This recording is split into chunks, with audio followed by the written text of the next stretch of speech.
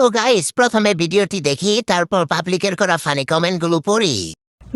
যেটা 15 বছরে হয় নাই, যেটা 15 বছরে হয় নাই সেটা আজকে হয়েছে। क्यों क्या हुई? অলমোস্ট আমার গায়ে ধাক্কা দিয়ে আমাকে ফেলে দেওয়ার চেষ্টা হয়েছে। যেই বিএনপির নেতা কর্মীদের জন্য গত 15 বছর লড়াই করলাম, তারা আমাকে এখন ধাক্কা দেয়। तो चलिए शुरू करते हैं। আফার জায়গা মতো ধাক্কা লাগেনি বলে উনি রাগান্বিত। রুমিনা খালাকে ধাক্কা দিয়ে গর্ভবতী করার চেষ্টা করেছিল। ধাক্কা থেকে প্রেম হয়, আমি এক নাটকে দেখেছিলাম। আজকে ধাক্কা দিয়েছে, কাল দর্শন করবে আপনার নেতাকর্মীরাই।